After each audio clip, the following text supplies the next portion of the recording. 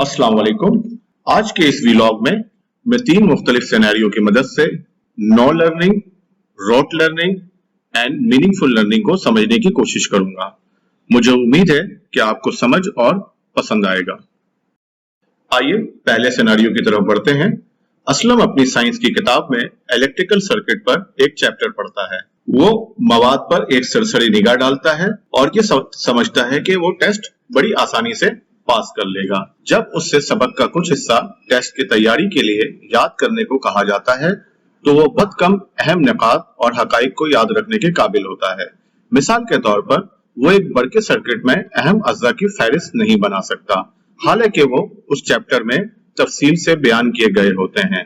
जब इससे बड़के सर्किट के कॉन्सेप्ट को आम जिंदगी से जोड़ने के लिए, आम जिंदगी के मसाइल को हल करने के लिए, मालूमात को इस्तेमाल करने के लिए कहा जाता है तो वो ऐसा नहीं कर सकता। मिसाल के तौर पर वो तफसीली या वजाहती सवाल का जवाब नहीं दे सकता जो उससे इलेक्ट्रिक सर्किट में किसी मसले की शनाख्त करने को कहे। इस बदतरीन सूरत हाल में असलम के पास ना तो मुताल्लिका इल्म है और ना ही वो उसको इस्तेमाल करने के काबिल है, तो नतीजन हम कहेंगे कि उसकी कोई लर्निंग नहीं हुई।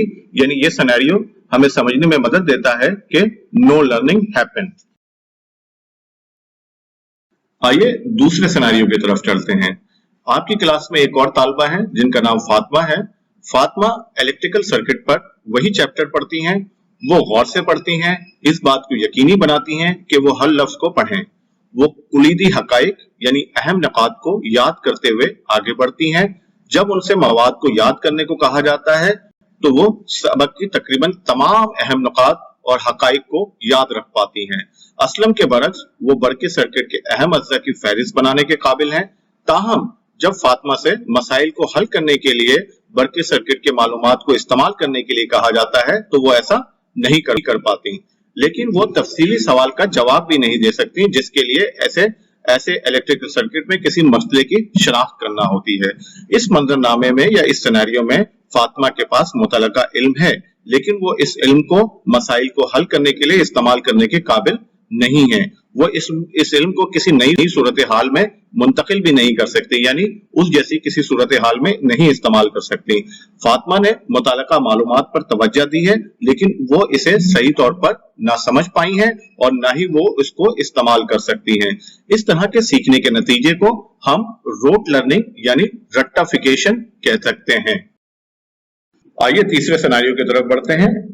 इरम ने भी इलेक्ट्रिक सर्किट का वही चैप्टर पढ़ती हैं। वो गौर से पढ़ती हैं, इसका मतलब निकालने की कोशिश करती हैं और जब इनसे मवाद को याद करने के लिए कहा जाता है तो वो अस्बाक के तकरीबन तमाम अहम निकात और हकाइक को याद रख सकती हैं। मजीद ये कि जब उससे मसाइल को हल करने के लिए मालूमात का इस्तेमाल करने को कहा जाता है तो बहुत से मुमकिन हल बयान कर पाती हैं, यानी उस प्रॉब्लम के बहुत से पॉसिबल सोल्यूशन वो बयान कर सकती हैं या बता सकती हैं। इसी तरह इरम के पास न सिर्फ मुतलका इल्म है बल्कि वो इस इल्म को मसाइल को हल करने और नए तस्वुरात को समझने के लिए भी इस्तेमाल कर सकती हैं। वो अपने इल्म को नए मसाइल और सीखने के नए हालात में भी मुंतकिल कर सकती हैं। तो इरम ने मुतलका मालूमात पर तवज्जो दी है और उसे ठीक तरह से समझ लिया है। सीखने का ये अमल मीनिंगफुल लर्निंग कहलाता है।